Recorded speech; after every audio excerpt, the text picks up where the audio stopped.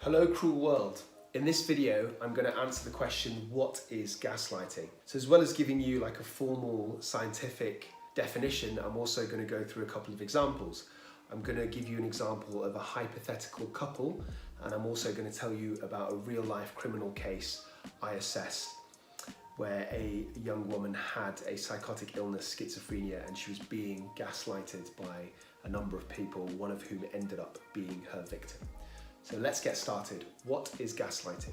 So gaslighting is a form of emotional abuse, and it's basically centered around making the target doubt themselves and doubt their sanity. So it's aimed to decrease their self-confidence, and it confuses and disorientates them. It also kind of pushes the power dynamic towards the abuser, so it's easier for the abuser to continue doing this and also to utilize other forms of abuse. Basically, it becomes easier and easier to manipulate the target.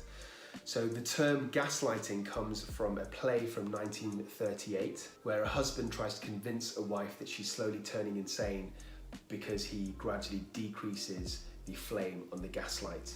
Let's face it, it sounds like a better term than dimmer switching.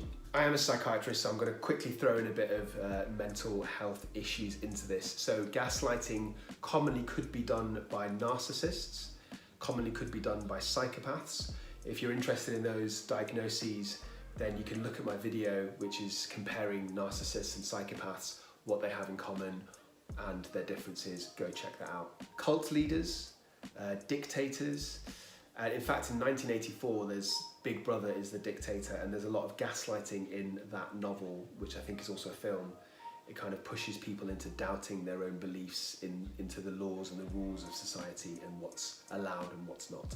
And I think it's only fair to say that ordinary people, people with no psychiatric diagnoses or mental health issues who are abusive, also can be quite good and quite proficient at gaslighting. So I'm going to give you an example of gaslighting at work. This is a hypothetical situation. Let's take a random couple, let's call them, I don't know, Ron and Hermione. So they first start seeing each other, and it's only their third date, and Ron no-shows a cinema outing that he was supposed to attend with her. And so Hermione phones up Ron and asks where he is, and he's like, what are you talking about? We cancelled, we discussed going to the cinema, but we called it off at the last minute because we thought, what's the point of seeing Fast and Furious 6 if we didn't enjoy any of the first 5? Hermione thinks this is a bit weird because she swears that she can remember that they agreed to meet at the cinema, but maybe she got it wrong. Fast forward 3 months, they're having dinner at home, and Hermione goes into the kitchen and she opens the 3rd bottle of red wine that night because Ron's just been commenting on how much he enjoys it, and she suggested opening another bottle. He said, go ahead. But then when she brings it in, Ron has a massive go at her. It's like, what are you doing? You're wasting this wine. There's no way we can drink it. It's 11 o'clock, I have to work tomorrow. I'm gonna get pissed, I'm gonna have a hangover. You just wasted it. And Hermione swears that that's not how the conversation went, but she's beginning to doubt herself. She's beginning to doubt reality and what has happened. Then fast forward 1 year later, and they're both due to go to a dinner party.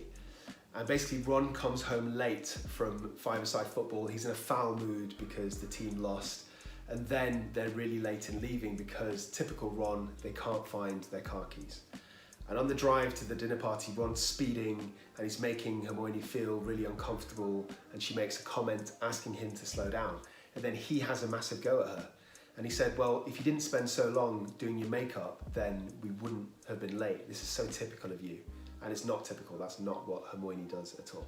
6 months after that, they're Netflix and chilling, and Hermione sees a text on Ron's phone from a girl at work called Luna, and it's a really inappropriate, flirtatious text. She shows it's Ron, and the first thing he does is he blows his lid, and he says, you're always going through my stuff. You always make me feel like I'm walking on eggshells around you. You're so paranoid. I'm always looking over my shoulder because of you.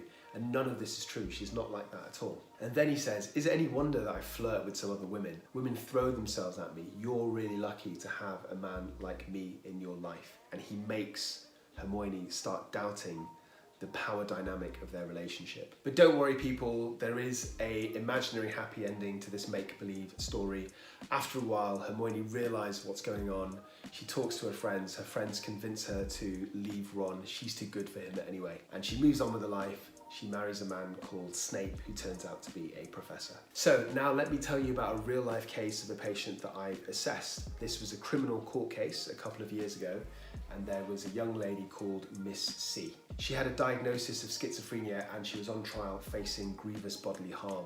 What she did is she went into a flat full of drug dealers where she used to live with a boyfriend until a few weeks earlier, went up to one of them and slashed him across the chest with a machete. Quite a nasty injury. According to Miss C, just about a week before she moved out, this man, the victim, was really threatening towards her because he was worried that she would blab to the police about all the drug dealing that was going on in this flat. So he took her into a room, showed her his gun and said basically, if you snitch to the police, then this gun is for you and your family. When I assessed Miss C, she told me that basically the flat was full of drug dealers. She moved in with a boyfriend who used to be a drug user, though over time because of the company he kept, he kind of turned into a dealer and worked for these other men. And basically they wanted her out of the house because they didn't particularly like her and because they didn't want her to know about the activities. So they started gaslighting her. They would have long, convoluted conversations with her about her boyfriend cheating on her,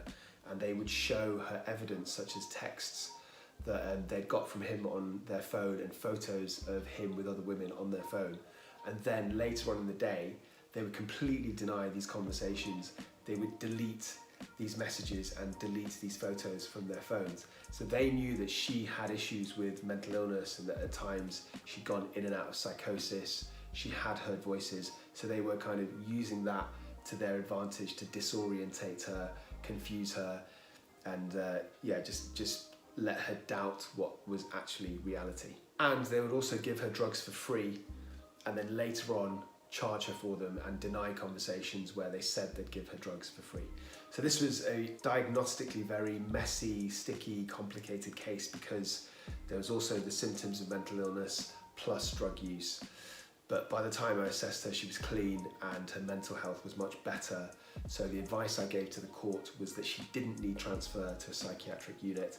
However, I explained the context of what had happened, and the judge, I think, gave her a more lenient sentence than she would have otherwise done. So that's the end of this video. I hope that helped you kind of conceptualize what gaslighting actually is and, importantly, what it looks like. If you're interested in this kind of stuff, you should check out the rest of my videos on this channel, A Psych for Sore Minds. I do a whole range of topics, some related to mental illness and offending, some high-profile true crime cases, and some about individual diagnoses. I interview people that have had experience of mental illness, including ex-patients. Basically what I'm trying to say is there's something for everybody on this channel. Hope you enjoy my other videos. Stay euthymic until next time, and please remember, whatever you do, I love you.